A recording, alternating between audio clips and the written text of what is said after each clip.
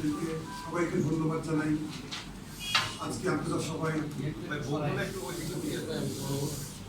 এই বাড়িতে আসছেন, এই জন্য আমরা আপনাদেরকে ধন্যবাদ জানাই। আমাদের বাংলাদেশ এই পণ্যটা হলো গরিবের পণ্য। হ্যাঁ, এই পণ্যটা কারা করে? রিক্সাওয়ালা, টালি গাড়িওয়ালা, ভ্যান গাড়িওয়ালা, দিনমজুর, কোস্তাগার, খেত খামারি যারা করেন, এই পণ্যটা তারাই করেন।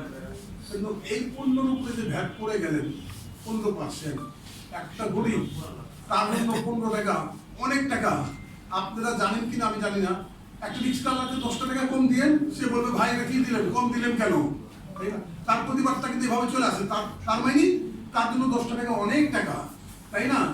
আমরা সরকারের কাছে আবেদন করতেছি, এই গরিবের পণ্য সরকার যদি ভ্যাট মুক্ত না করেন, তাহলে আমার মনে হয় আমাদের লক্ষ লক্ষ কর্মচারী যারা আছেন তারা পথে নেমে যাবেন।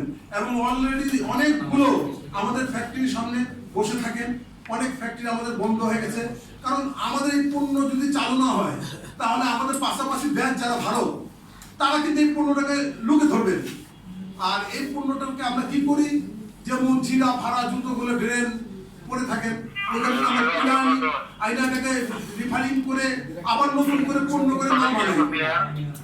আমরা তো দেশের উন্নত করতেছি, আমরা তো দেশের ক্ষতি করতেছি না। তাহলে এই গরিবদের উপরে ভ্যাট কেন বসবে বলেন?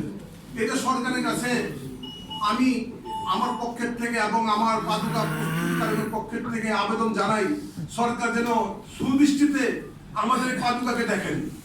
সরকারের কাছে আমার আবেদন। আসসালামু আলাইকুম রহমতুল্লাহি ওয়া বারাকাতুহু।